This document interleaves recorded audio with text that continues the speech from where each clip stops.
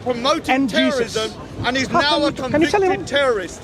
So we need to understand why you then blacklisted Paul Williams for highlighting the fact that these guys are in the park that are very dangerous. These accusations are merely accusations. I don't need to tell me that these are all false. I don't need to tell you these are all false. If someone has an issue about extremism, go to the police. I will go to the police and I will report you for harassment. I will report you for extremism because it feels like some people are radicalized. Go and report this individual. He seems like a radical individual. These are signs of extremism. We need to report these people. We could pull right. Yeah. So he's going to come up again and again. Tell me, just you can take a slightly different angle, and then I'm going to have to get my cape from the car because I'm going to too cold. Sure. Tell me, because I don't really understand. What do Muslims make of the Christian claim of Jesus' resurrection from the dead? What do they make of that? Well, they don't believe he died on the cross. If someone didn't die in the first place, the question of resurrection doesn't happen. So what do they so Muslims say that Jesus' body was replaced at the last moment by somebody else on the cross. He was not even on the cross. So who was on the cross, including Muslims? There are many crucifixions happening at that time. Okay. Some people thought they were crucifying Jesus. For example, that individual comes along, he might walk around and say, the terrorist from Europe, and he plasters everywhere. I saw a terrorist from Europe. So he has a mistaken perception about you. People can have mistaken perceptions. So they think that they were people at that time, their perception about this crucifixion was all mistaken. This is what the Quran is saying. But the Quran doesn't deny a crucifixion happening. It says they were mistaken to think it was Christ who was crucified, and the Quran says no. And so he was not crucified, he was not killed, and certainly they killed him not. But God raised him alive. So he was ascended to like Elijah. He went straight forward. And he will come back again, and he will die like every human being at one point. So and he has some missions. He never. So they would say that all the disciples were deceived. So when all the disciples went into the world proclaiming Jesus' death and resurrection, they were deceived. I'll tell you where the deception is, or the misunderstanding is. Christianity in the first few hundred years wasn't a monolithic Christianity. There were Christians who believed God of good and God of evil. You don't believe in God of good and God of evil, do you? But the Christians believe in that. There are Christians who believe in many different things. They were not just Orthodox Trinitarian Christianity. There are Christians who don't believe Christ was crucified at all. In fact, we have texts. Well, you can't really call them. They couldn't really call them. No, it's not about calling them Christians. We have first few hundred years of the Christian history is that there are people who have even written against heresies like your church fathers. They had to write books against heresies. Why? The belief was so strong that people need to be warned against them. That he actually died physically.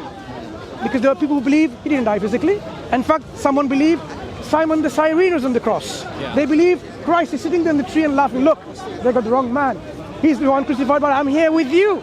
So many beliefs like this. The reasons why Christian scholars and secular scholars agree with them, because being dead is the natural thing a human being will have to go through.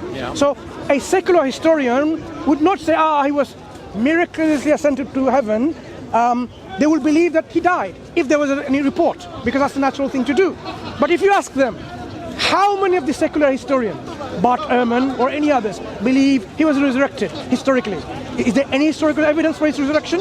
Well, there's the... According to the scholars, according to secular historians, which secular historians believe we have historical evidence that he was resurrected? None. Why?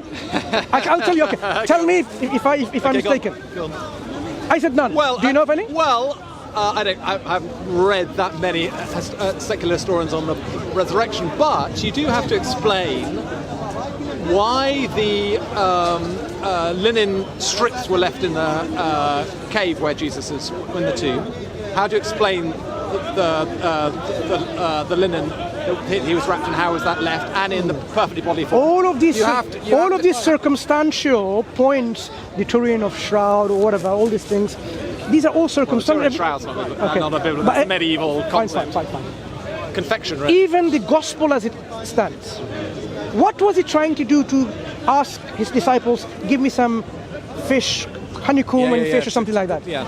When you are dead and resurrected, what kind of body do you have? Well, he was trying to show that he didn't have a body like a ghost. He had a resurrected body. When you're resurrected, would you have a physical body that can eat fish and honey? Well, obviously, honeycomb. because Jesus. So you believe in heaven, you will have physical enjoyment of food. Well, that's one of the great joys and the blessings of the Christian message, that there is a man in heaven who has a resurrected body. In heaven, do you believe when you're resurrected in heaven and go to heaven?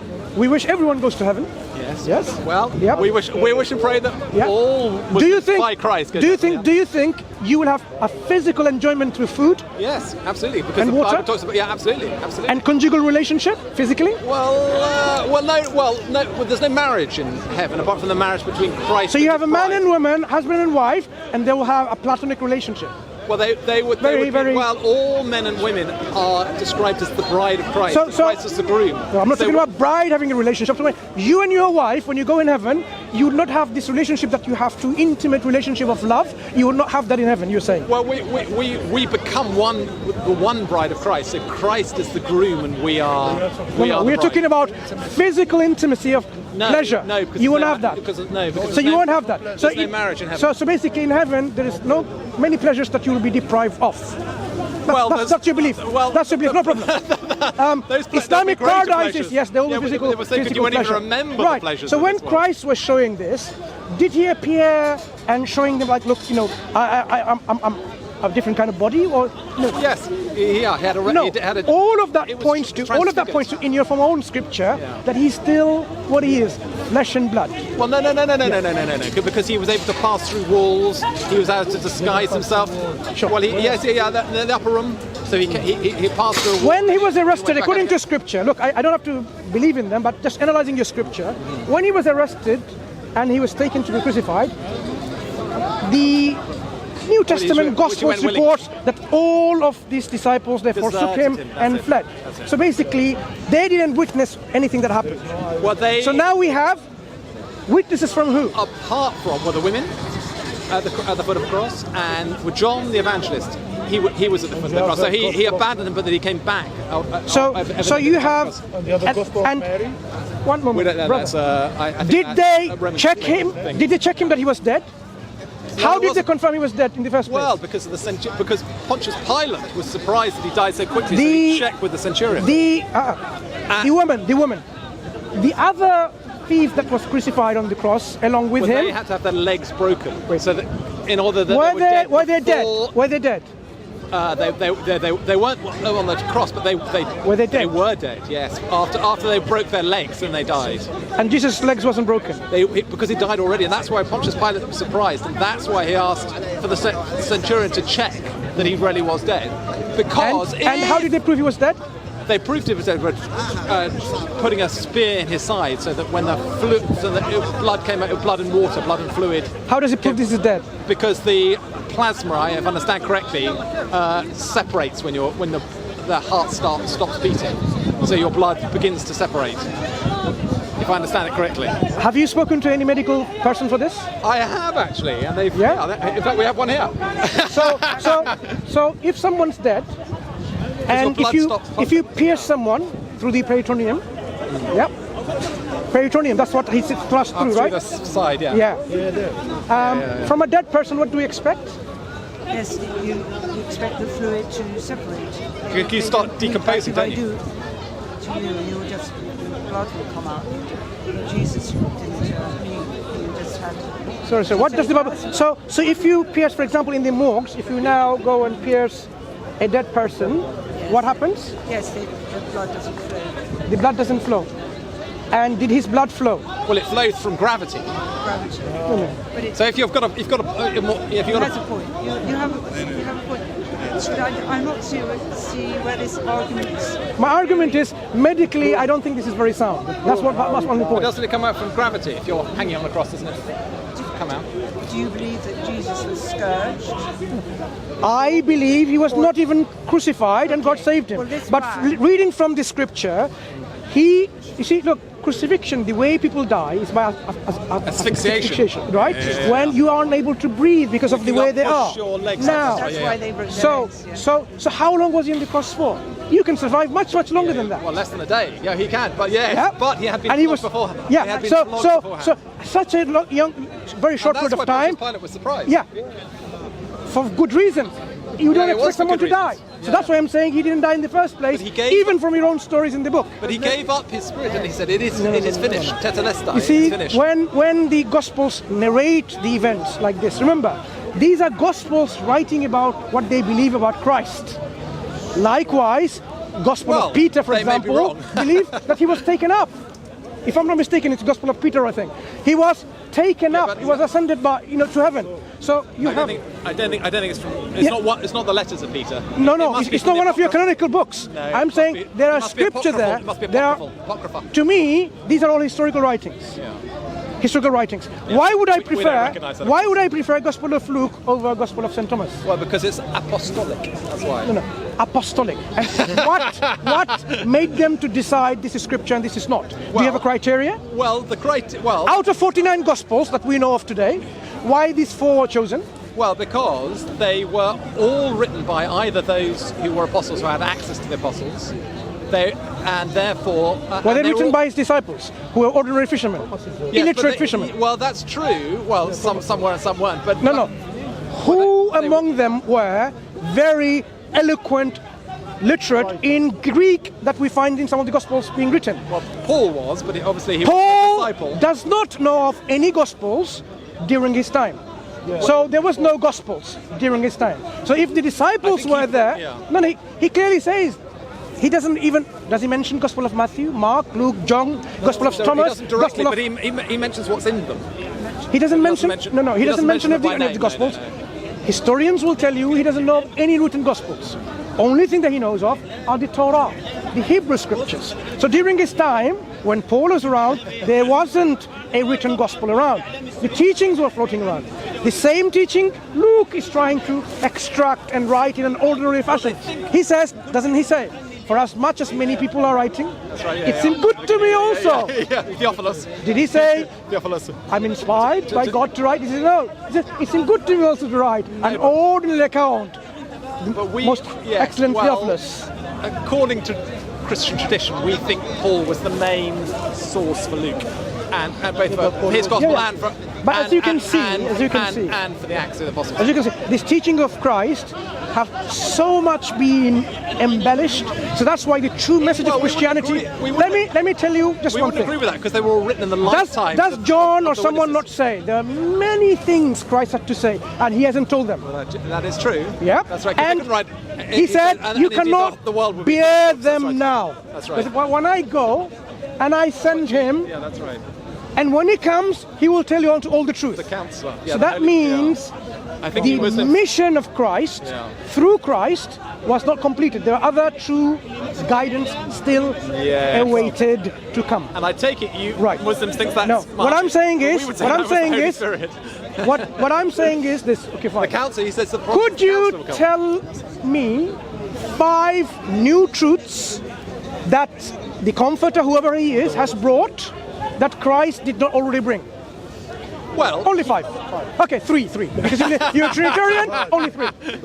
well, he helped the disciples to understand what they didn't understand at that point. New truth. We're not talking about understanding Well- and your contemplation and your reflection.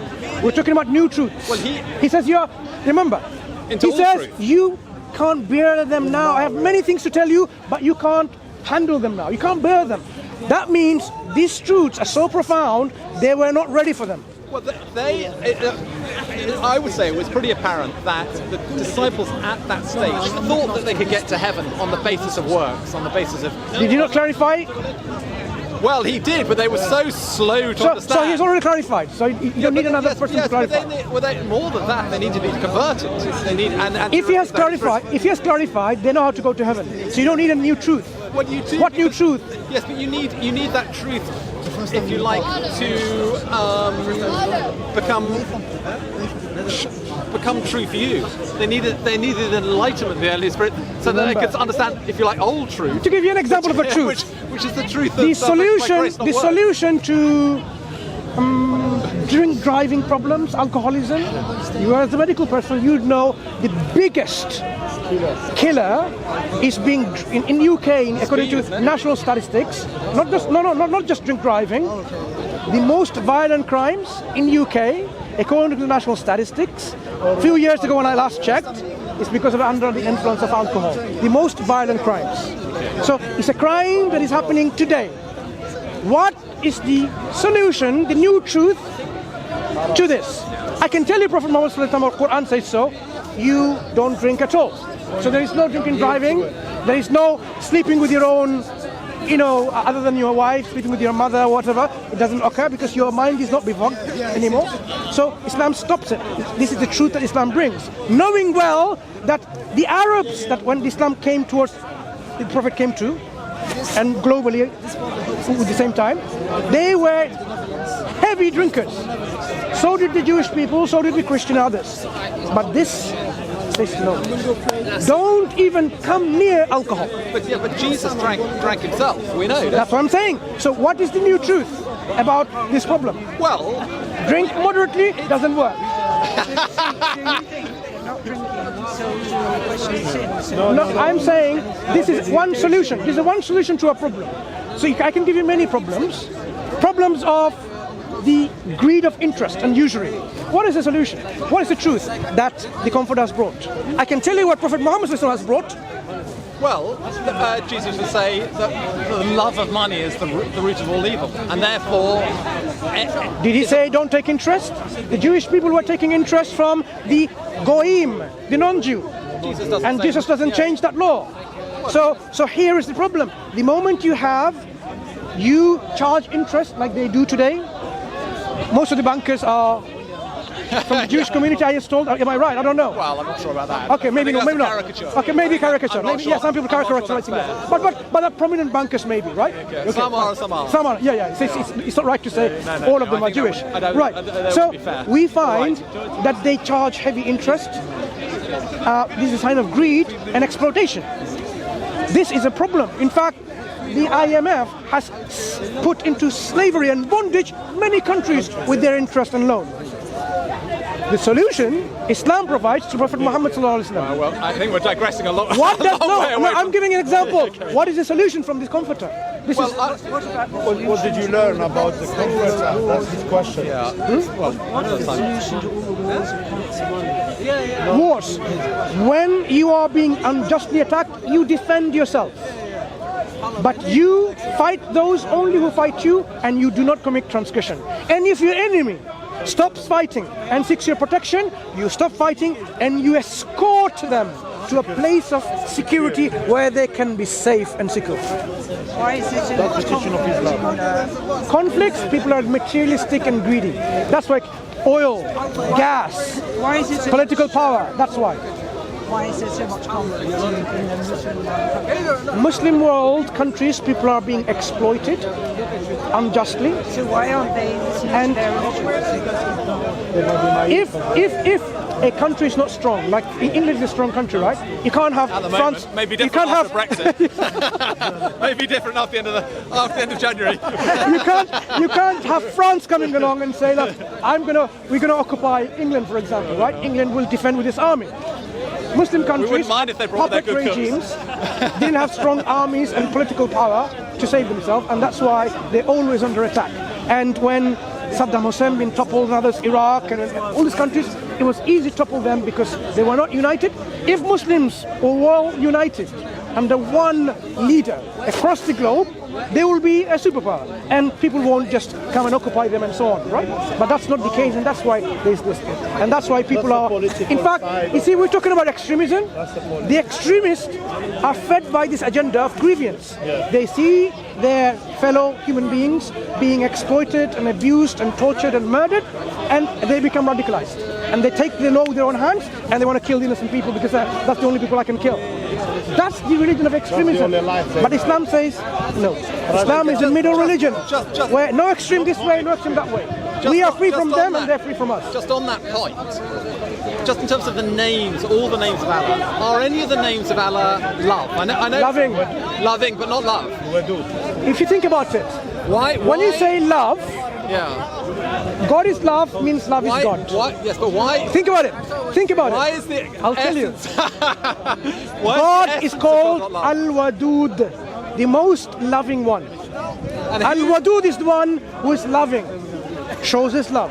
But if you say God is love, it's like, is God... Well, that's the quintessence of love. No, I want to The quintessence of the make you nature of God, understand I mean, one point. Okay, go on. Is God forgiving or is God forgiveness? Well, he's both. No, God is not forgiveness, he's forgiving. Yeah, but Is God jealousy or is he jealous, according to your He's a scripture? jealous God. So he's not jealousy. There's a difference between noun and a verb. well, Yeah? yes, but you can So- be both. You can be both. But when it comes to... you can both be the heart and the essence of love, and you can be loving. Can't you? You can be both. What we're love saying and is God is loving. But does God love everyone equally? Islam says... he shows his love to everybody. 47, sir. 47. Well, I haven't got my reading glasses on. Can you read it for me? Read it for me. 47. Yeah, Al-Wadud, the loving one. Yeah? Okay. So what we are saying is that God, he asks his creation to do his will. If you don't do his will, you don't receive his favor. So if you murder, if you commit crimes, if you rape, if you commit genocide and so on, he can't treat